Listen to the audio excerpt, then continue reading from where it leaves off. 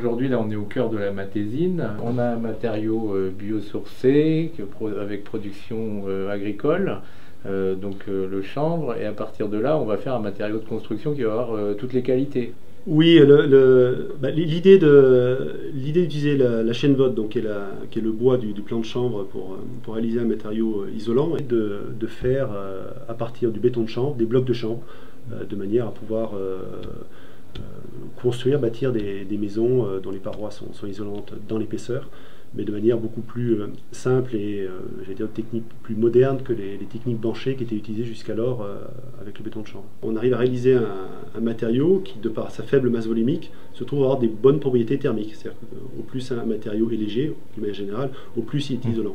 Le compromis, il est entre la fonction de réaliser un mur, donc d'avoir une composante résistante, et d'avoir des performances thermiques. Un de nos soucis depuis le départ, ça a été de chercher à baisser le taux liant de manière à maximiser, et donc on a grosso modo multiplié par 2 les propriétés thermiques du bloc. Ce qui aujourd'hui permet tout à fait de réaliser des maisons conformes à l'RT 2012 sans isolation complémentaire. Il faut compter, si on veut construire une maison en bloc de chanvre, donc pour réaliser toute l'isolation de l'enveloppe, le montage des cloisons et pourquoi pas aussi l'isolation du sol, il faut compter 1,5 hectare à 2 hectares, 2 hectares par maison. 200 maisons à l'année. Aujourd'hui, ça pourrait être notre volume de production et de vente sur la France. Est-ce que les qualités environnementales de ce produit peuvent quand même toucher la population ?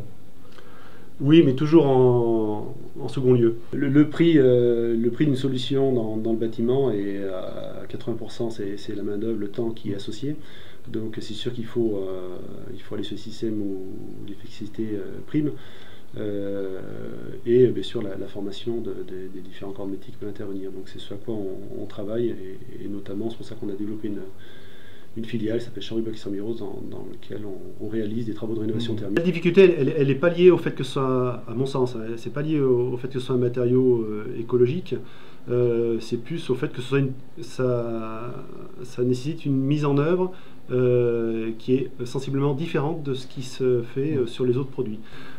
C'est un matériau qui inclut plusieurs fonctions, où en règle générale c'est séparé. C'est un matériau qu'on dit autoporteur, donc ça permet d'ériger les murs jusqu'à 10-12 mètres de haut, donc on peut faire des R+2 sans problème, sans isolation rapportée. Alors en soi, on n'est pas très loin finalement du béton cellulaire ou de la brique terre cuite, mais avec des niveaux d'isolation bien supérieurs. Puis surtout, le système constructif, de par le fait qu'on sépare la structure, donc notamment parasismique, de l'isolation, permet de dire qu'on est sur des enveloppes qui présentent 0 pont thermique.